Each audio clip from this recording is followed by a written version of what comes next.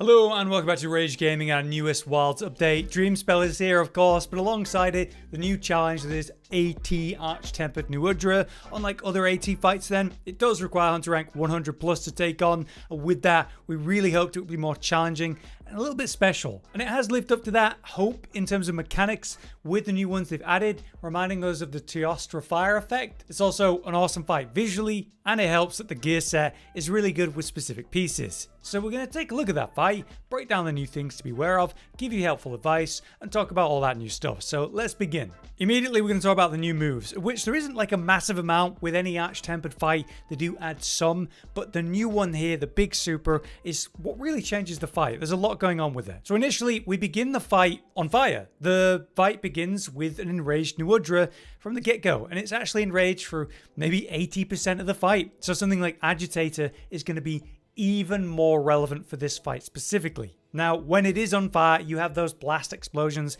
after every attack. So you should expect those fire bombs and extra explosions for your many attacks. So if you have a shield, it's a really good idea to have guard up. But yeah, the new aspects, starting with the new Teostra style fire aura, which is absolutely brutal if you're not pre-prepped for it. You're going to take nasty ticking damage, like you're stood in lava the whole time that you're near Nu Udra during this mode. There's actually a subtle but important visual aspect to show you this. It's like an aura of orange or red, like a circle under Nu Udra to indicate that this style is effective and generally the distance. That's actually quite hard to see though, with all the effects and colours going on here, especially if you're mid-fight paying attention to the monster that's trying to kill you. It's hard to spot, but it is there. Then you have that new super that it uses throughout the fight many times, on its own, even as part of short combos as a finisher.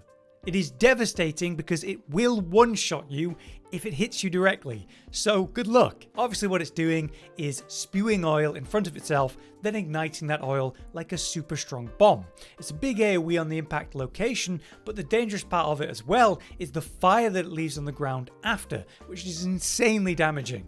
To warn you of this, Nu Udra kind of steps back slightly, makes a special sound in warning and prep, and then it turns to the side and spews out oil aimed at you or in front of it. The moment the oil begins to pour then, you want to move to either side of Nu Udra to quickly get out the way of this. Being stuck in an animation the moment you see that oil is basically death unless you perfect evade, perfect guard, or something. Now the actual shot pushes Nu Udra back with force, but if you stay on the side of it for that animation, you're actually safe, and this turns into a great DPS window due to the long recovery time it has. But again, it leaves that fire circle on the ground after, which could create an area where you can't play for a bit, kind of like the mustard bomb of Omega. This is where the adaptability skill comes in, which negates the effect of heat and cold, and of course environmental damage at level 2.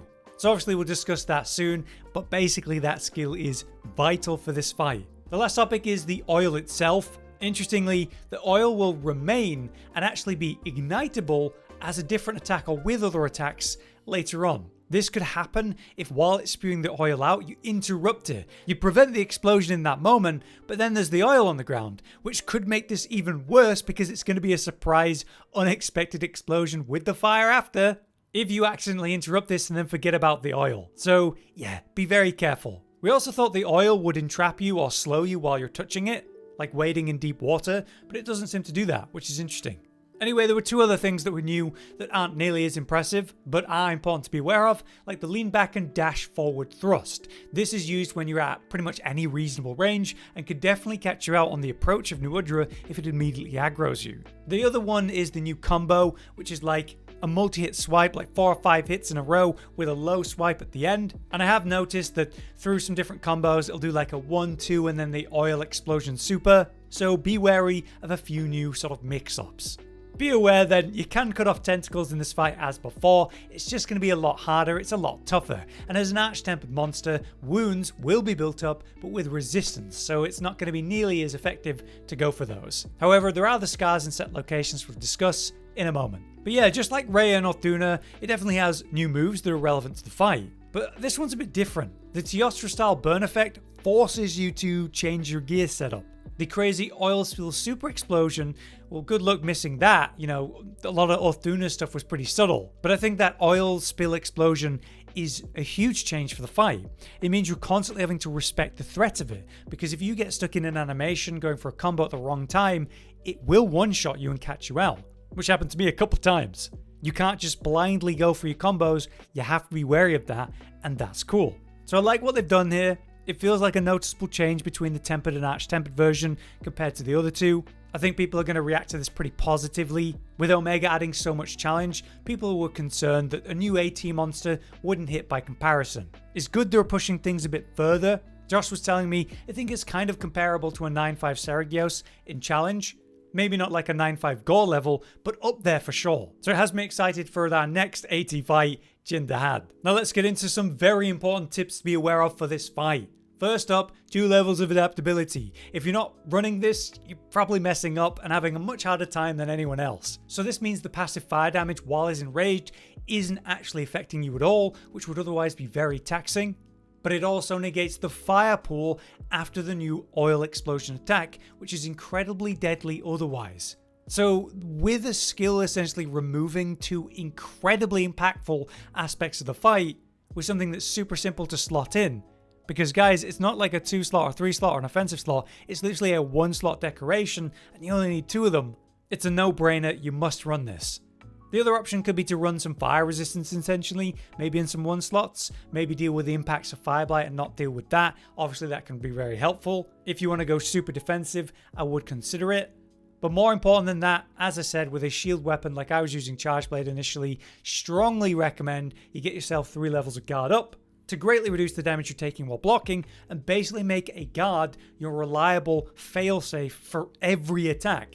Lances are going to have a great time with this fight because they're able to guard against everything, especially with power guard. But SNS, Charge Blade, whatever shield or guard you're using, having 3 guard up is going to make it so whatever it's doing, you can guard and know that's probably going to protect you. Okay, so for weaknesses for Nu Udra, obviously its best element or best weakness is water, so I strongly recommend an artian weapon with a little bit of water on it. The usual hit zone that is the best is the head and mouth, but honestly, that is unreliable. When you get a knockdown, sure you can go in there on the head, maybe on the backside. Ideally you want to hit the head and the mouth at the same time though. So what's great about this target is its big hitbox and how you can spread through that, which means with my Charge Blade, I was actually using SAD in an incredibly effective way.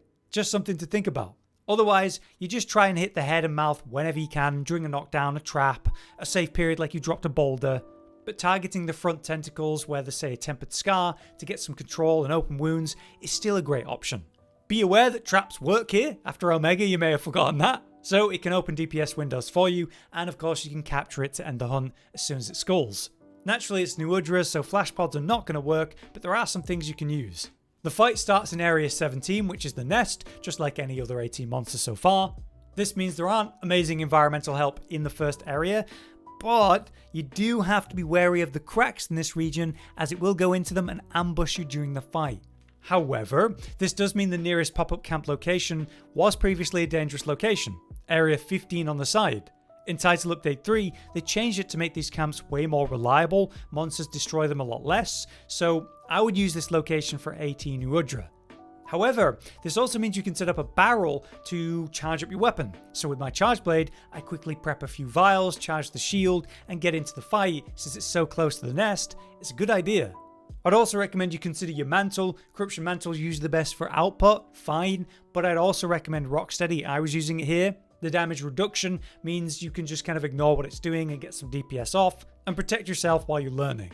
Anyway, for other locations, it goes to Area 14 second. This is fantastic because there's not 1, but 3 boulder drops in that location, which will give you much needed DPS windows and bursts of damage. Actually, when it first goes there, it stops under 1 boulder to make it easy, so take full advantage of that. Use lure pods like me to guarantee those drops. After that, sadly, it goes to Area 15, which doesn't have anything amazingly helpful, and then back to the nest after that.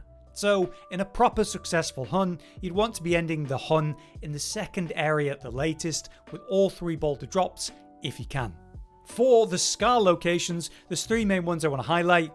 There is the front right tentacle, which will be a great target because it's near the head and the face hit zone, allowing you to swap between them based on the situation. For another tempered scar, you've got one on the back of the head on the sort of sack. So during a knockdown, instead of going to the face, you might end up at the back. That's fine because there's a scar there to open. And probably the worst one is the back left tentacle, which is only really reachable during a knockdown or maybe someone else is being targeted. It's definitely not a great one. You can still open wounds across the other tentacles, which will help you. But I would say the back of the head and the front right tentacle are the ones to aim for tempered scars. That brings us to the new Gamma set for Nu Udra, which features resentment, burst, counter-strike, speed eating, and 1 level of ambush. It has the bad blood set bonus, and it comes of course as an arch-tempered gamma piece. It comes with guts tenacity 3 piece, which is super good. Now interestingly, the set bonus of bad blood is not good, but the individual pieces have a lot of potential. So starting with the head, goddamn look at this. 3 1 slots, amazing, and 3 levels of burst on a single piece. That is comical. That is power creep right there. So for element builds that are going 5 out of 5 burst, this is going to be insane. Maybe less valuable for your other builds that might only care about like 1 level of burst just to get a bit of it in, but there's definite potential. This is going to be a relevant piece. Then it gets even crazier. The chest piece is not 1 but 2 3-slot decoration slots. That's ridiculous. And then it comes with a meta-relevant skill, Counter-Strike, with not 1 level but 2. Ridiculous. So this is going to be one of the best single pieces in the game. And then it being a gamma slot as well to help you with guts tenacity, amazing. The gloves are one of the lesser exciting pieces. Obviously 3-1-1 decoration slots is very good, but then you've got 3 levels of resentment. If that's relevant to you, then it's going to be relevant. Like greatsword, this is going to be insane. Definite potential there, but it's obviously resentment focused. The waist is the weakest piece overall here. It's just fine. Obviously 2 levels of burst isn't terrible, but it's only a 2-slot single decoration slot. So there is potential here, but it's just like, compared to the helmet and chest, not as exciting. Lastly, we have the legs, which are also fine. Speed eating randomly, bit of resentment, sure. 1 counter-strike, not that great. And then the 2-slot decoration slot, it's like the gloves. If you care about resentment, this has a lot of potential. Now we have the set bonus for bad blood, which is disappointing as it was before. Is bad blood 1 and 2, just like the normal Nu Udra set. You need red health and resentment in general, so just greatsword really?